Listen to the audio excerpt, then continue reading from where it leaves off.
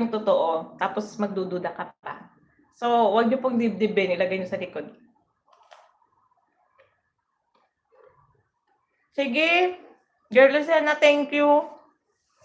1, 6 at saka 7. Yung 1 yung premiere, pwede kang bumalik dun. Ina-accept yan ni Joe.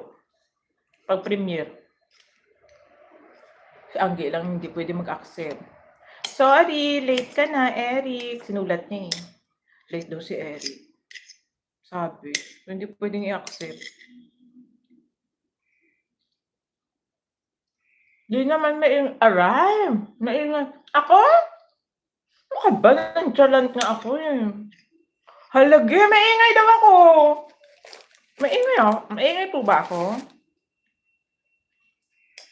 Hindi ko naririnig sarili ko. 7, nasa taas pa. Nasa hagdan yun. Second to the last na baita. Habulin mo, mahahabol mo pa, promise. Kanino premiere amin? Sabi ko sa inyo, sa lahat ng live na, si Anggi kasi napakatahimik. Pero sa totoong buhay, may ngayon si Anggi. Kunyari lang tahimik talaga siya. Magkabaliktad kami ni Anggi kasi sa totoong buhay, tahimik ako. Mahihain talaga ako, ge. In person, oh my God, you count on me. Agoy. Nasobra. Pag hindi mo ako kinausap sa personal, di rin naman ako magsasalita. Bahala tayo hindi mag-usap.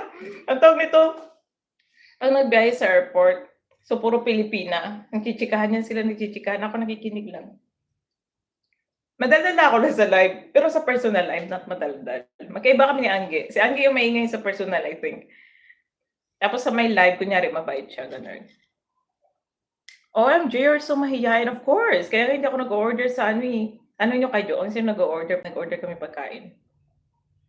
Kasi hindi ako makapagsalita. Ganun ako kamakahiyain, Gia.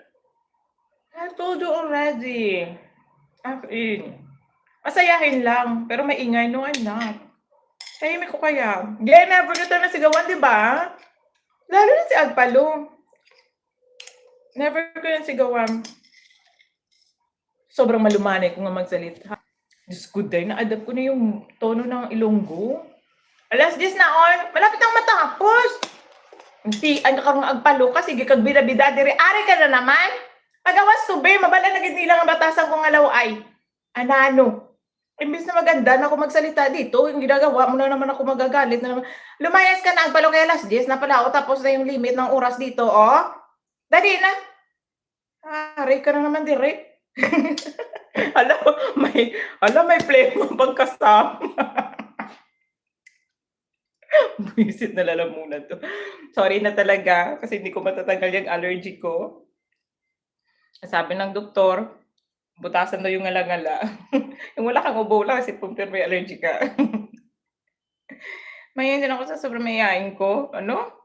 Lumampas na yung jeep kasi nahihiya ako kumar. Never pa di nasigawan. Oh, never. O hindi kita nasigawan ng palo kahit minsan Huwag kang ano dyan.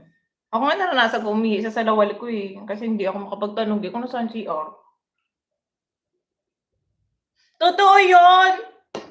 As in, totoo yun. Edita, good morning. Sino ba si Edita? Bago yung kalangganin, nagsingka. Di po sa damba mo. Ito nang papaalam talaga kung ano ka ba? Naniniwala na sila sa akin na hindi talaga ako naninigaw eh. Ay, kinampihan na nga ako ni Anggi na mahihain ako. Magsikat na motion ka na lang kasi. Nagigil ako sa'yo. Stipliran ta ka karon.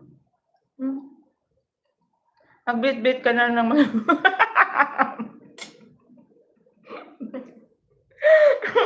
Ang bit-bit ka ng kling-kling. Walang do. Saan lakad yung gear? Malay ko saan lakad yung gear.